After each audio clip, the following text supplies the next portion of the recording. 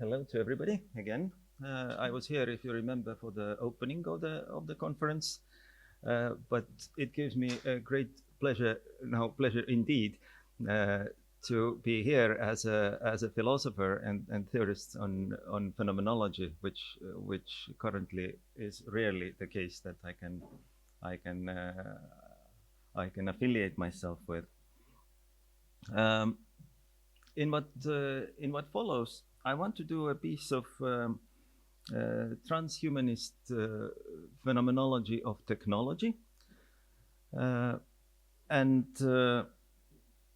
while I will be talking quite a bit about technology, for me it's always still the question about human being and the human condition. So I guess in the end we will learn more about human being and human condition than about technology, and that's the very aim of my approach as well. Now, the research question that I have been working on in Nagoya, indeed, as it started from there, is can we fall in love with artificial companions? And it's not just a theoretical question, it's also a practical question in terms of, is it worthwhile building such robots that could be our love companions? And of course, it's an ethical question, whether it's ethically, I don't know, admirable or correct to do so, or maybe it's not. And it is also a question of human nature. It is also a question of whether we're capable as human beings, as having human biological psyche, to fall in love with artificial objects. Human life is, of course, always defined by coexistence of different types of others. And some of these others are have intimate relations to us.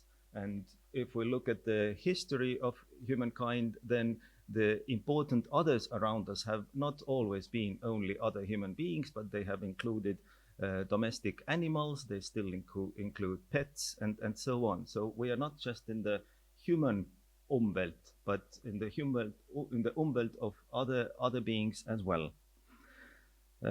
These other beings around us represent different degrees of autonomy, subjectivity, and personalistic responses. And as we can witness from the current times, there are more and more technological gadgets that include these features. Some level of autonomy, like in self-driving cars, some level of subjectivity, and some level of personalistic response, like in case of chatbots, medical bots, virtual friends and girlfriends, artificial therapists, artificial coaches, and so on. These are all devices that are capable of giving us a personalistic response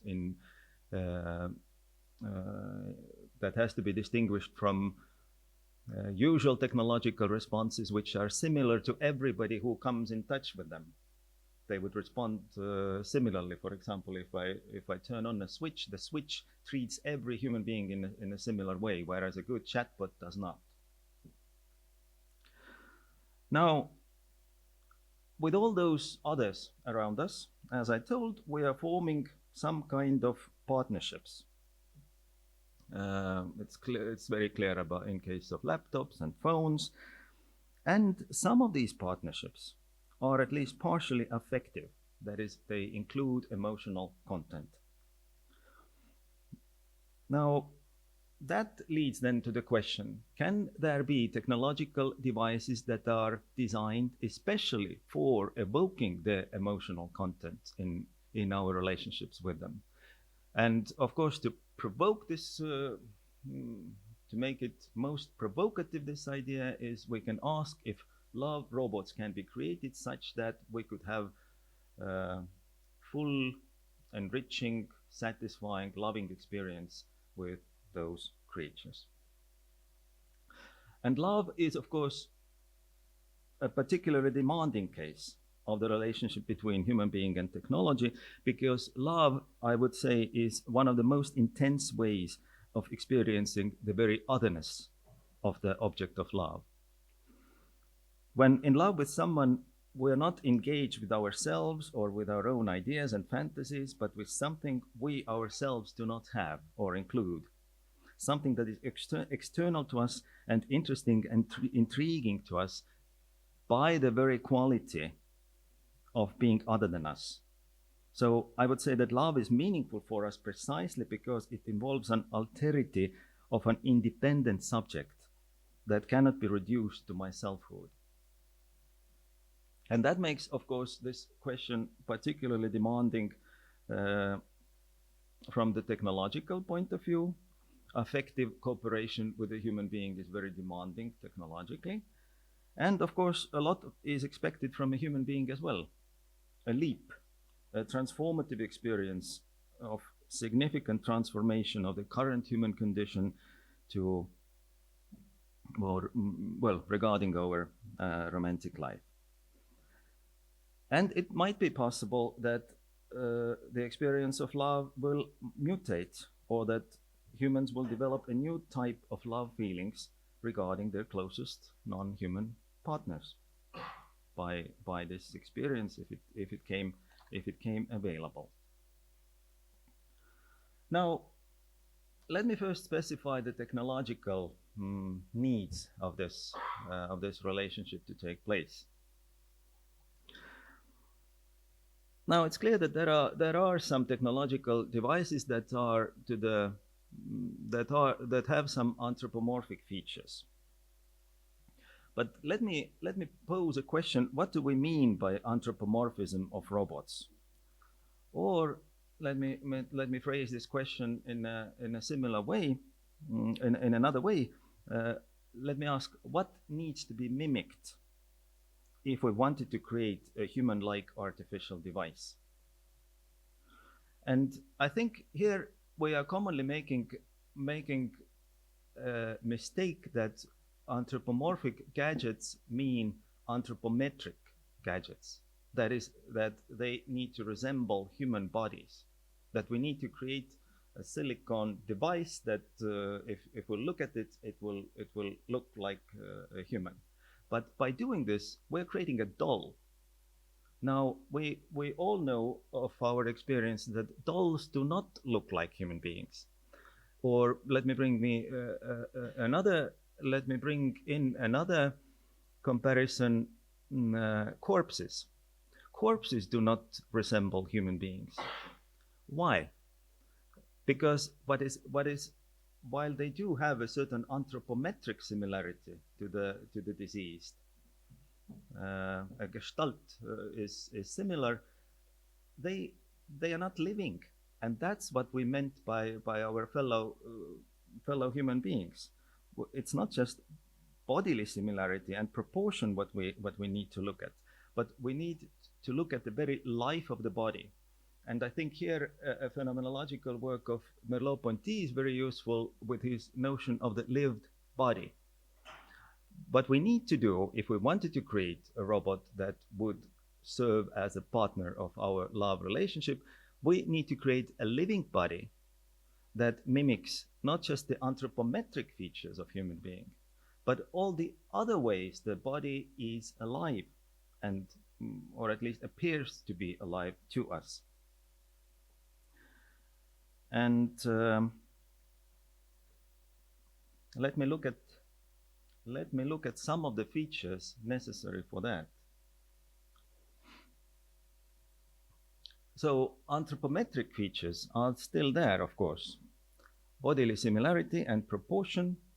What is more, there need to be sensory, auditory, olfactory and gustatory qualities similar to corresponding qualities of the different parts of human body. I think that's all clear. It would be alienating if the robot we build makes in movement a different type of sound than a human being does, when if it doesn't breathe in the way a human being does, if it's much colder than a human being feels by touch, or if it's much warmer. So all those things need to be taken into account. But it also needs to have locomotive and kinesthetic capabilities that human bodies do.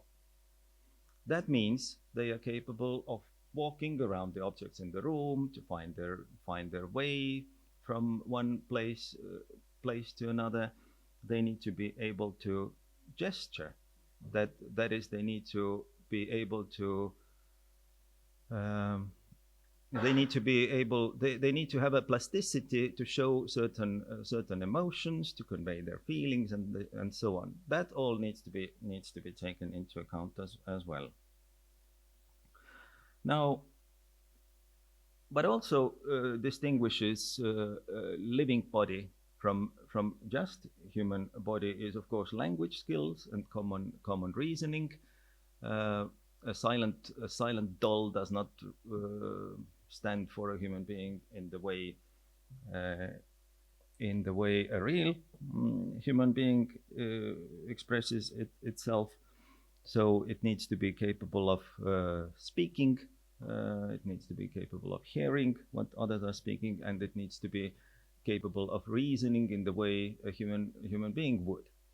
Well, perhaps we are on the way when developing the ChatGPTs of the current as they are in the current state. Now, what is more important, it would need to have an emotional intelligence. An emotional intelligence that would enable it to read the internal states of human beings around it. That is commonly something human beings can do, and it needs to be able to respond to them in ways that at least appears to humans as empathetic. So the empathy level communication needs to be taken place. What is more, under the emotional intelligence, it needs to simulate and express its own affective states of mind in ways that are understandable to others around it. And it needs to build a memory and psychological intelligence for building the digital twins of its partners. Why is this important? Is because we need those personalized responses. As human beings, we are responding to different people depending on the history of our relationship with these people. If we see somebody from the first time, we talk to them differently than with the people we know already, and with our friends and lovers and spouses, we behave still differently. Now, this difference is a function of memory. We have built a certain mental representation of these other human beings around us, and we behave and talk accordingly. It's not that when I talk to my child that I'm going to talk to her in a way that I see her first time in my life. No, it's a continuing interaction. Every next episode of which takes account of the previous episodes. Now, what is more, it needs cultural intelligence and cultural behavior skills. For example, these skills would allow yes, please come in. Hello. These skills would allow it to use culturally specific and socially suitable communication styles and formats depending on the situation, depending on the people, their rank with whom it's talking. There are appropriate styles of speaking, expressions, gestures, clothing, ways of action, and etc. It all needs to be in place in order for a being to be taken a normal member of a historically and culturally specific human community. If we look at what is the set of rules of a scientific conference, for example, we tacitly all know more or less those rules, and we behave accordingly. But that's a situation-specific set of behaviors that would need to be activated in this kind of social surrounding and not in another kind. So a robot mimicking human life would be capable of such such intellectual operations. Now it seems to be that that with the current development in AI development, they have nothing like these culture-specific response capabilities under work. They don't develop any culture-specific behavior or responses from the chatbots that we are looking for. And yet, when it comes to the love behavior, courtship and flirtation tactics, then it's obvious that they are different from culture to culture, from age to age. I mean, historical age to historical age, and so on. So a kind of cultural intelligence that is not yet even under development needs to be fully carried out if we wanted to create such a feature. And in general, I would say that we are very far from, if we look at these requirements for the love robot, then we are very far from actually building such a device at the moment. So there is no danger in the near future of us being encountered with such beings. But I don't. Some people say that in 30 to 100 years it will happen. So morally, we need to be ready.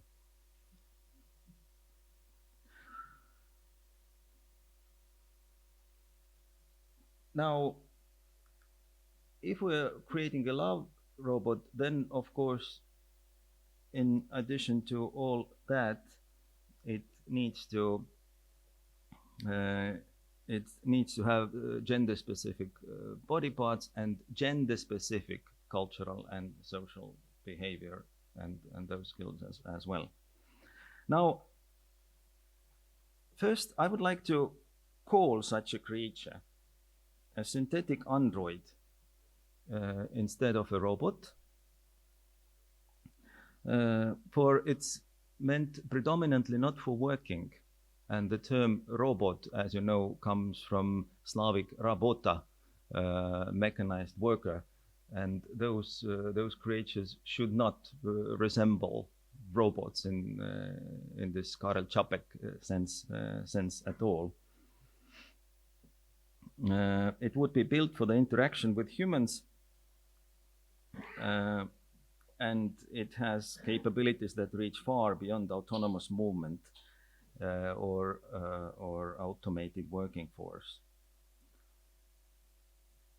So such a being would be a romantic human companion rather than a worker, and I guess a better term for this would be synthetic android, which is also perhaps from the transhumanist perspective less discriminating regarding such a creature.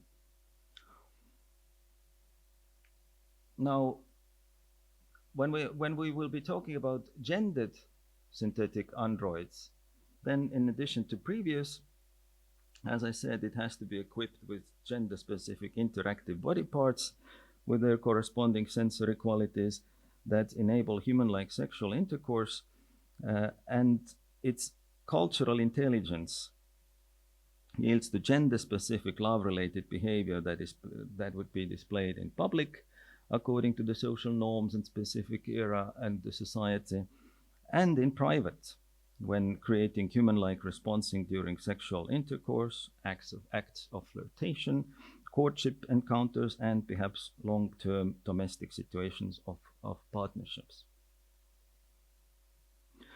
Again, let me emphasize this difference that is required by cultural intelligence.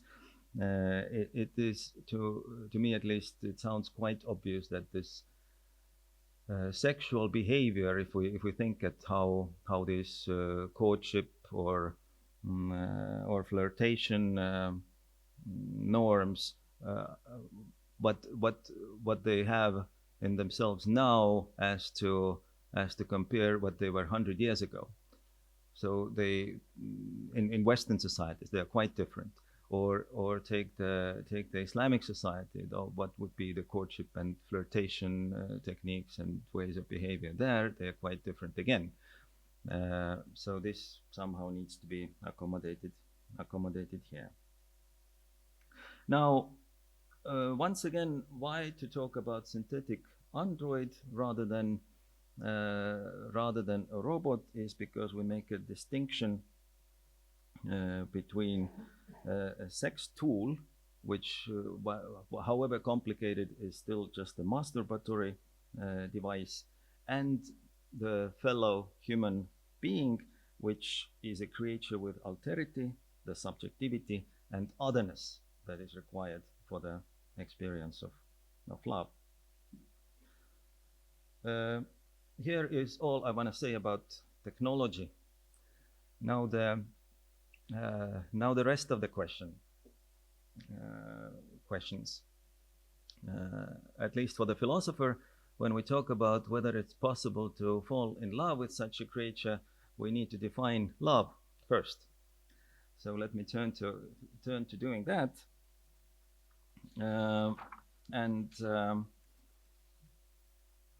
We know, of course, that love is notoriously difficult to define. Some people think it's an emotion. Some people think it's a specific set of mind. Some people say it's a romantic cultural ideology. Some say it's a psychological pattern for sexual desire satisfaction, or its sublimation. And some say, for example, from the point of view of biology, that it is a behavioral pattern for maximizing the chances of gene replication.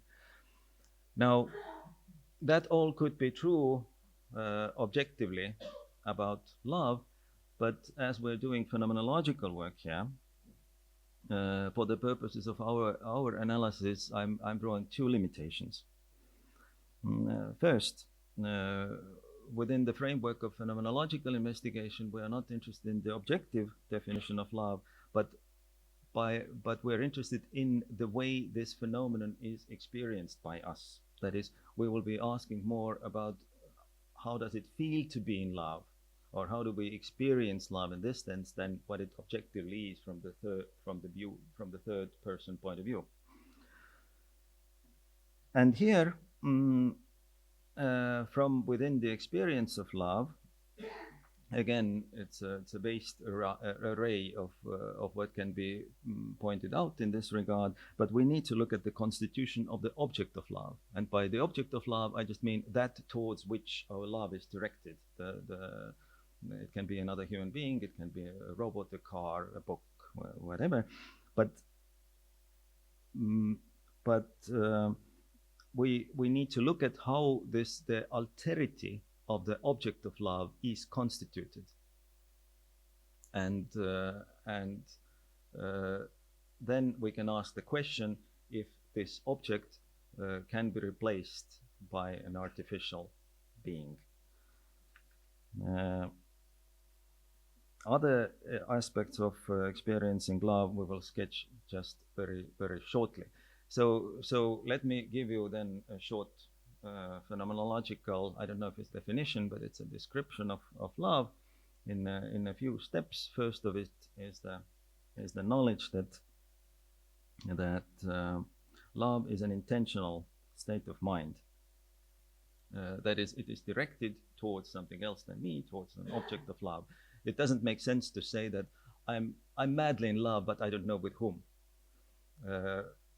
Why doesn't it make sense to say that? It is because such a state of mind as love requires an object towards which it fixates and perhaps obsesses about.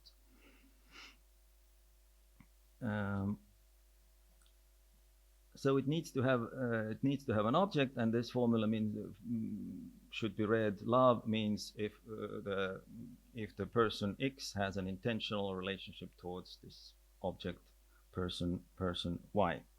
Now, what we all also know about love is that this relationship, or this relationship is affective. It is either fully or predominantly emotional. Again, it doesn't make sense to say that I'm in love with you, but there's nothing emotional about it. Why doesn't it work? Is because emotion seems to be a necessary condition or a part of me being in love. Now, let me also draw the difference, or let me also point out that when we look at the why this emotional response towards the person, why comes about, then one of the most widespread theories about it is the lovable qualities theory. It seems to me that the object with whom I'm in love has qualities. Here I have them P1, P2, P3. For example, she's pretty, she's nice, she's rich, she's famous, or whatever those qualities are for me that evoke my feeling of love. But it seems to be that love is a case of intentional attitude where I prescribe certain qualities to a particular object. Why? And feel myself attracted by these qualities. Again, if we look at the counterexample, then you see that it's a necessary part of being in love. Let me say that I'm in love with you and emotionally, but I don't like none of your features really. Again, it doesn't make sense. There is something likable, lovable in you that evokes my emotional response towards you.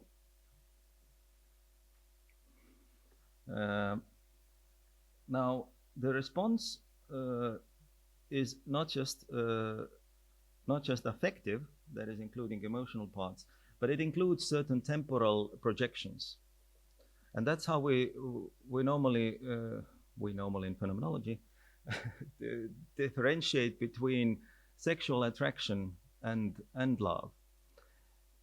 If all the conditions from 1 to 3 are intact, but I think that I have those feelings only for tonight. I find you. I have an emotional response to you. I find your qualities lovable, but I don't think I'd like to, I don't know, communicate with you more than for this evening today. Then usually we don't think it's a loving relationship. We think it's just a sexual desire relationship. Now, as soon as I start to create all kinds of temporal projections, imagining the future with this person, imagining what it would be to have a long-term, I don't know, relationship, or even how would we go out tomorrow and the day after tomorrow and so on. So some kind of temporality kicks into this intentional attitude of me towards my object of love. And what is more, within this attitude of love is that it gets some kind of social support. That is the SS there in the middle. Namely, when I'm in love, let us imagine a situation when I'm in love with someone, but I'm attracted to someone, but we do not have a concept of love in our language. Nor do we have any films or movies or stories about love, what it's supposed to be, what it's supposed to look like. How would my relationship look like then? I would probably still be attracted. I might still draw those temporal projections. I might still be fond of the person, but at least I would think that to really call this relationship a love relationship, I need social myths and stories and at least words, so that I have some social support in identifying what's going on with me, what justifies my feelings, and what is more importantly, all my future projections then get not only justified but directed, because then we can also call it the social pressure. Then For example, in Western societies, then I should start dreaming about long-term monogamous relationship with the person wife, right? And does that really come from my emotional content? Perhaps, but maybe not necessarily necessarily so. So in order for the love relationship to form in the way it does with us, who we have a lot of social support for that, I think that's a necessary condition as well. One more line for the love relationship, or the formula of love, namely, the person X has to think that this love relationship is somehow positively transformative of his life. It brings out the better self of him, or it improves his life, especially in the peak of the romantic attitude, when the person is asking, well, do you love me back? Then if the Y says that no, not at all, I don't care about you, then it seems from the point of view of X as a very gloomy event. Whereas if the Y says that yes, I love you back, then X will at least feel that his life is improved to a great extent. Again, if we take this out from the formula, if you think, if we say that, well, I have all those conditions, I have an emotional attitude towards a lovable object, and think that, well, but my life will turn out miserable if we form these temporal projections that come to my mind when I think about you, then maybe it is love, but maybe it's not a long-lasting love, and most of the people have psychological research suggests that most people have their emotions rationally controlled well enough not to fall in love with destructive relationships.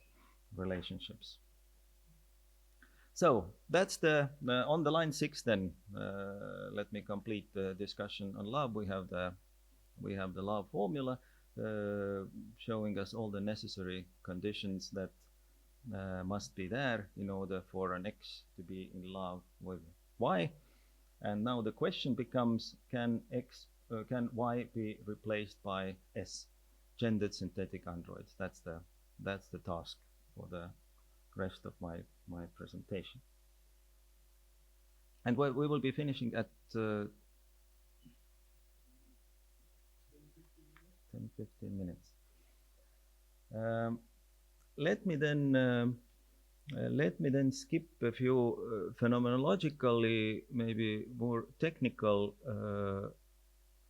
parts of my presentations, and because I think that we can intuitively sense very well in what sense a gendered synthetic android would work in this context for carrying out the relationship outlined here, and in which sense a gendered synthetic android would not do that. So I'm skipping this and coming here. There are certain promising features regarding the candidacy of gendered synthetic androids. It can certainly have physically attractive body features that meet or even exceed the most beautiful of human beings. Now, but we do not need to be, we have to be here not limited just to the anthropometric data, right? We have to pay as much attention to the kinesthetic appearance, behavioral features, voice, character traits, social skills, cultural habits, and social and economic status. So let us be strongly reminded of the fact that our impressions are normally based on the life of the body, not the anthropometric features of the body, right? And some of such features can be extremely promising as well. Imagine a partner who is never sick, never tired, never depressed, never moody, doesn't suffer from sleeplessness, and never really gets drunk, even though it can be modify its behavior accordingly to accommodate us if necessary. It is not infectious. It doesn't suffer allergies, doesn't get annoying.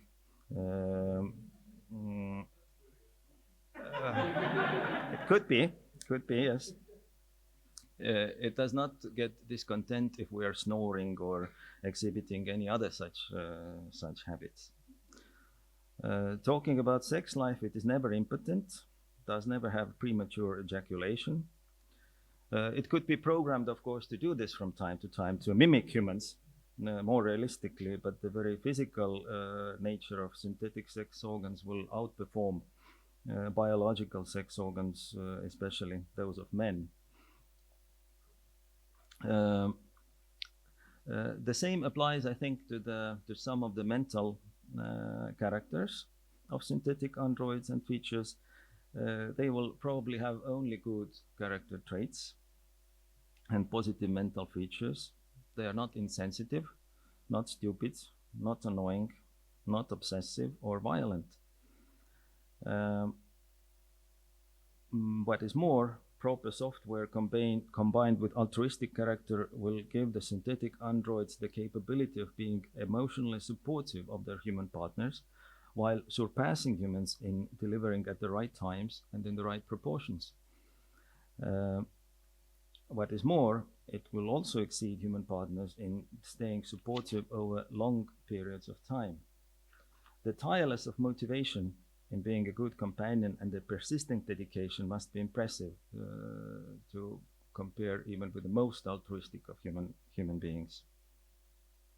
What is more, they can be a good assistants of us, playing a positive role in personal self-actualization, identity construction, character improvement, useful habit acquisition, and relationship building.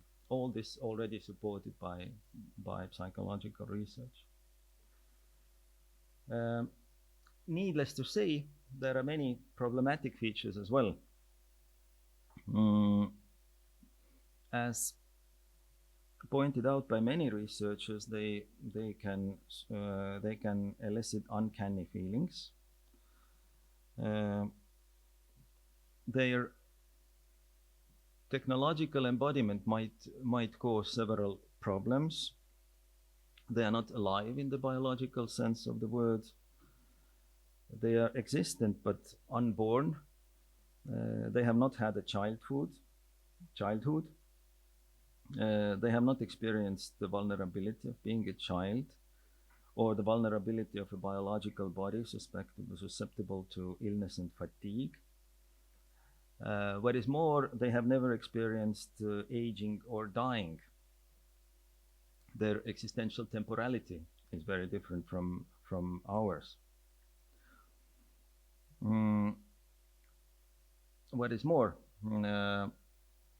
at least now, the social, cultural, and institutional support is missing, or even discouraging, I would say, at the moment. There are no supportive myths in the current society to encourage such a relationship. That differs from culture to culture, but I would still say so. Certain mental characteristics can be alienating. For example, their memory formation. Your human partner would forget most of the contents of your discussions, right, over time. This partner will never forget anything. It will always remember how you reacted to what you said on which occasion, and besides being supportive, that can have an alienating effect as well. What is more, overly altruistic character traits can be alienated, as Rein already pointed out. This is, of course, easy to avoid by programming this computer feature to behave in a non-benevolent way from time to time. And from the psychological research, we know that our affection and attraction would actually grow as a result.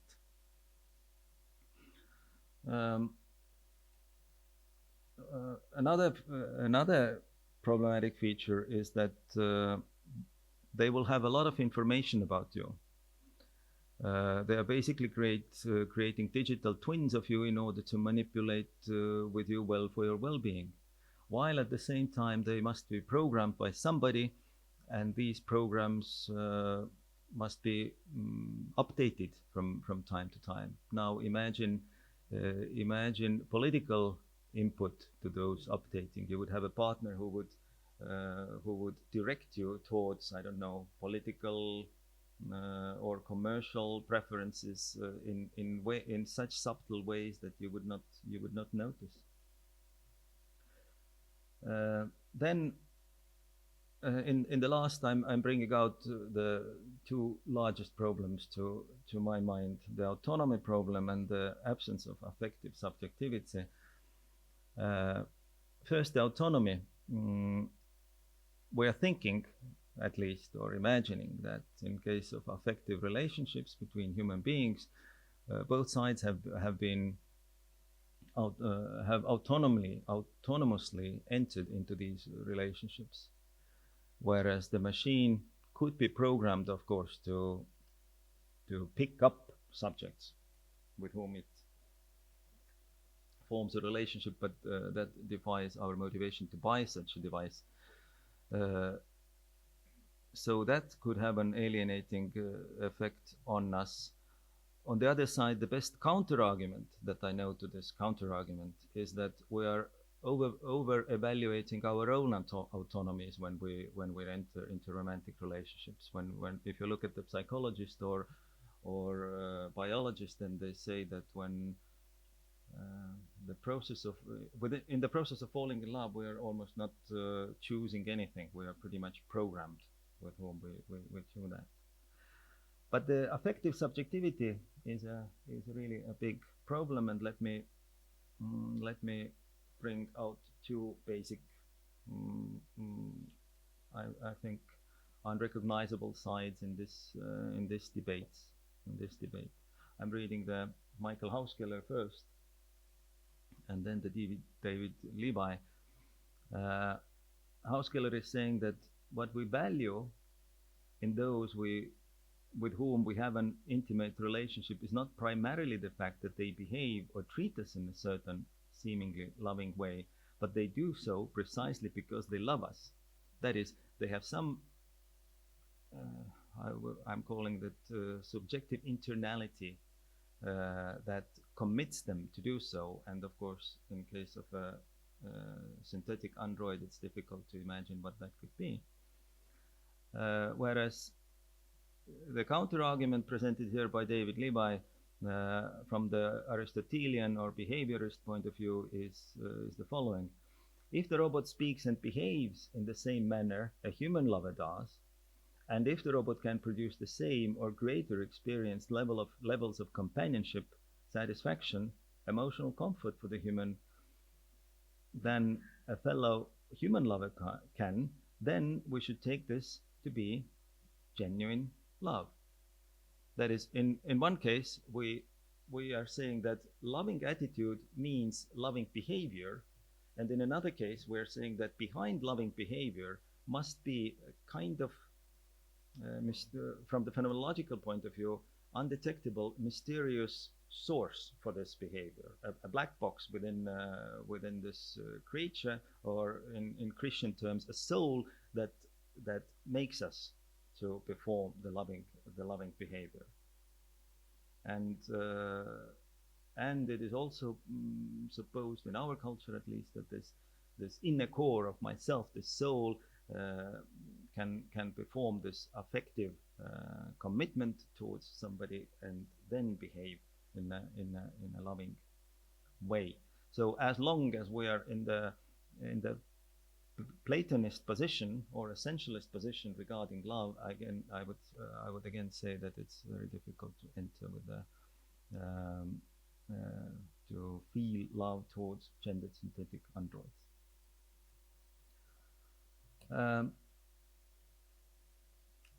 We can also ask whether it's a defective or enriching experience if that came about, and we could work through all the conditions of this formula, whether it works out with a synthetic android or not. Again, I'm claiming that this formula lists maybe not all, but still the necessary conditions for love from the phenomenological point of view. So all these elements have to be there in order for us to successfully fall in love with a synthetic android. But let me finish here and hear out your reactions. Thank you very much.